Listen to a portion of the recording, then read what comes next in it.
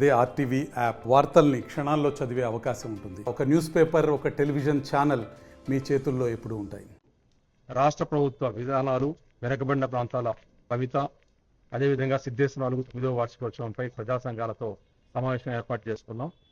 ఈరోజు ప్రభుత్వం యొక్క విధానాలన్నీ కూడా రాయలసీమకు వ్యతిరేకమైన విధానాలు చేస్తూ మభ్యపరిచే కార్యక్రమాలు చేసుకుంటూ వస్తున్నారు.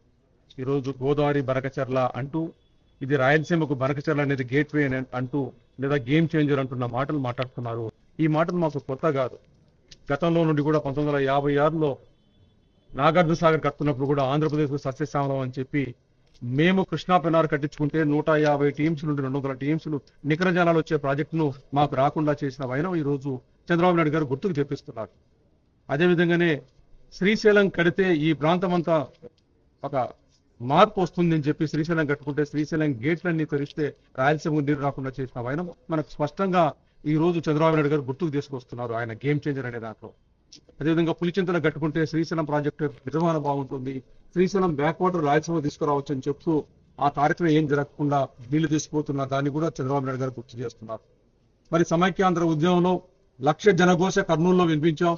అదేవిధంగానే అనంతపూర్లో జాతీయ నాయకుల విగ్రహాలన్నీ పాల్గొట్టేసి మేము సాధించుకొచ్చింది పోలవరం జాతీయ ప్రాజెక్టు కింద తీసుకొచ్చాం. కానీ మాకు నీళ్లిచ్చే దుమ్మగూడ నాగార్జున ఎయిర్పోర్ట్ ప్రాజెక్టు రాష్ట్ర విభజన చట్టంలో వచ్చినా దాన్ని పక్కన పెట్టిన చంద్రబాబు నాయుడు గారు, జగన్ గారిని అంతా గుర్తు చెప్పిస్తున్నారు ఈరోజు చంద్రబాబు నాయుడు గారు. మరి దీనికంటే కూడా తక్షణమే ఫలితాలు వస్తున్న నా పట్టుసీమను కట్టించుకుంటూ, పట్టుసీమను కట్టిన తర్వాత ఆ నీళ్లు ఇవ్వమంటే కళ్ళు ఉరిమి చూసిన చంద్రబాబు నాయుడు గారు మా కళ్ళ ముందు కనపడుతున్నారు. ఈరోజు మీరు కళ్ళు ఉరిమి చూసినా, ఏ విధంగా హెచ్చరికలు జారీ చేసినా కూడా ఈ రోజు రాయలసీమ ప్రజానికం చైతన్యవంతం అవుతోంది. మమ్మల్ని కుక్కల్లాగా చూసే పరిస్థితి నుండి మీరు బయటకు వచ్చేసి, ఈరోజు మా పరిస్థితి కుక్కల్లాగానే ఉంది. అన్నం వండి మిగిలిన అన్నాన్ని రోడ్డు మీద పడేస్తే కుక్కలు గతికినట్టుగా ఈ రోజు రాయలసీమ ప్రాంతంలో నీటినంతా ఎత్తుకుపోయి మిగిలిన నీళ్లు ప్రధాన కాలువలో పోస్తే ఆ నీటిని పంట కాలువలో రాకపోతే మేము మోటార్లు పెట్టుకొని నీళ్లు ఎత్తుకున్నది కుక్కలు గతికినట్టుగానే ఉంది. ఈ అంశాల్ని ప్రజల దగ్గరికి తీసుకుపోతున్నాం. మాకు ఈ రోజు కమాండ్ ఏరియా డెవలప్మెంట్ పెట్టి పంట కాలువలకు మీరు ఒక 1,500 కోట్ల రూపాయలు ఇస్తే 10 లక్షల ఎకరాలకు ఖచ్చితంగా వచ్చే ఖరీఫ్కి నీళ్లు వచ్చే పథకాలు ఉంటే మమ్మల్ని కుక్కల జీవితాలను చేసినట్టుగా చేస్తున్న వైనాన్ని ఇంటింటికి తీసుకుపోవడానికి ఒక కార్యక్రమం చేపడుతున్నాం.